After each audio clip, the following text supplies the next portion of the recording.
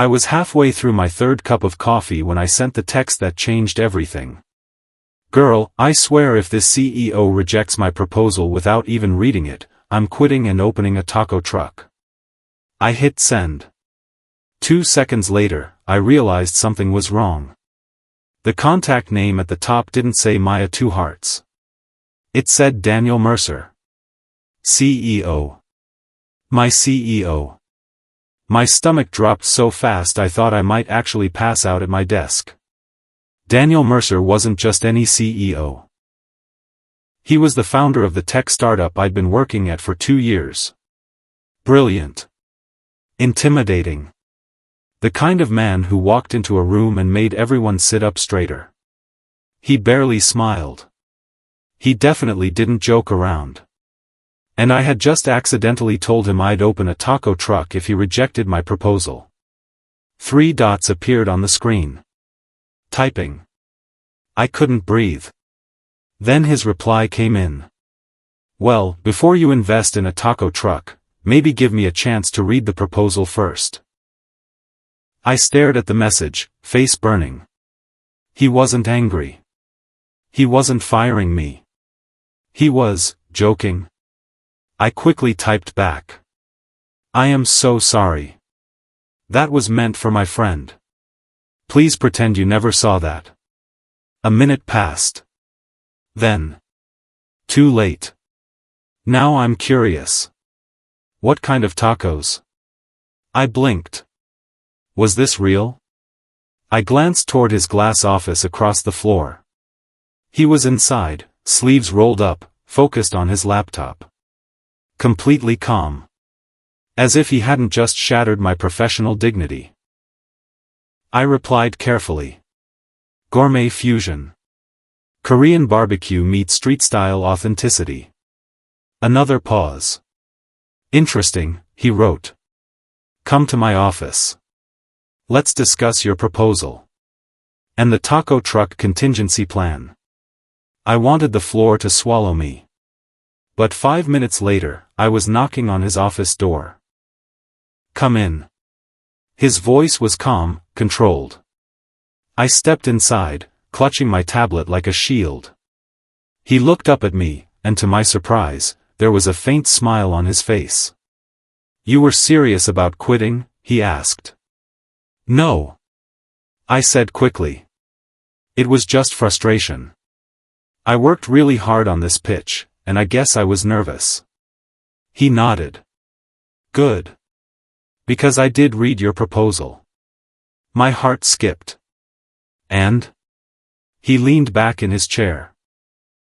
It's one of the strongest expansion strategies I've seen from this department. I froze. What? You identified gaps in our West Coast outreach that even our senior managers missed. He folded his hands on the desk.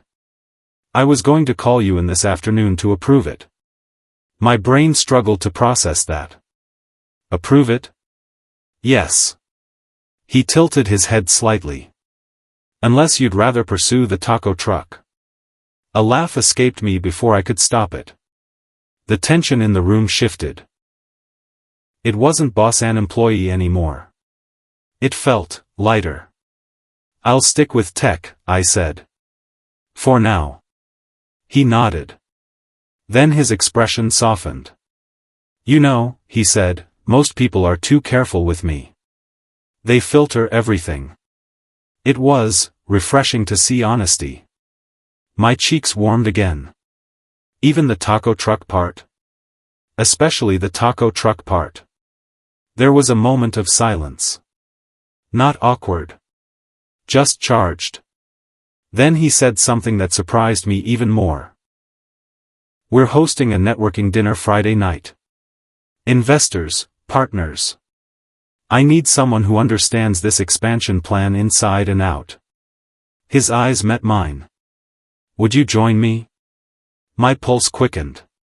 As in, represent the company? As in, he said calmly, sit next to me and help me explain why this idea will work. This wasn't a date. It was professional. But still. Yes, I said. Friday came faster than I expected. The dinner was at a rooftop restaurant downtown. City lights, soft music, powerful people in tailored suits.